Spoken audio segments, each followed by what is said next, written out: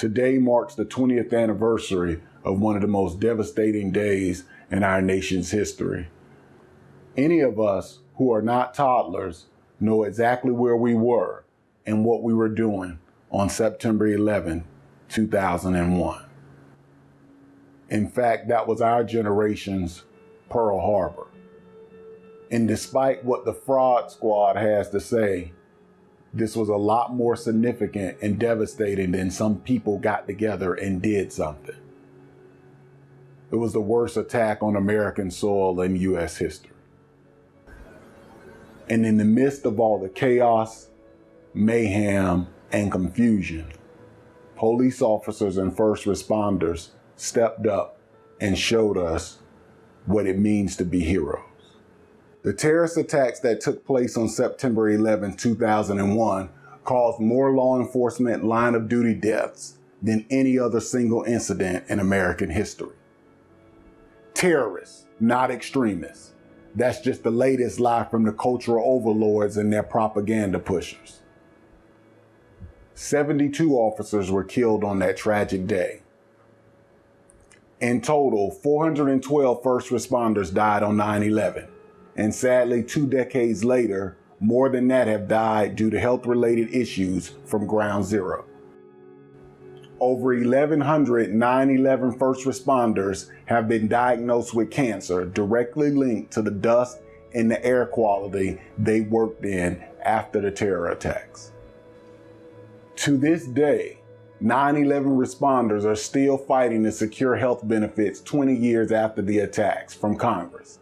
But yet they have no problem paying people to stay at home for what they claim is because of COVID. And we wonder why there are now hiring signs everywhere you go. What burns me up about this fact is that on that day, many of those brave men and women ran into those buildings knowing there was a real possibility that they weren't coming back. They never hesitated. They left behind spouses, children, family, and loved ones. That's one of the things that make police officers so special in my opinion. They put their lives on the line every day for total strangers. And that's something that in my 40 plus years of living has taught me is very rare. They are not perfect, but despite what the woke say, they deserve our support. I want to give a shout out to my brother Charlie McGeever of the Cleveland Police Patrolmen's Association. Charlie is a part of 9/11 Flags Across America.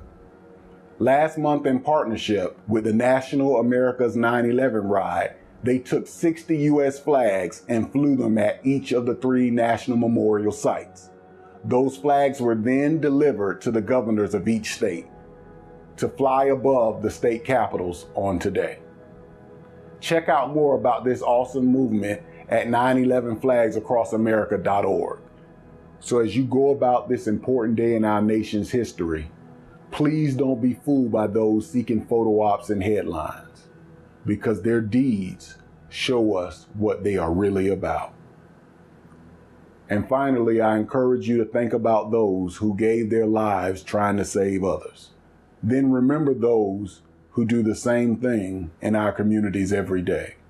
And if you get a chance, tell them thank you and continue to support our shields.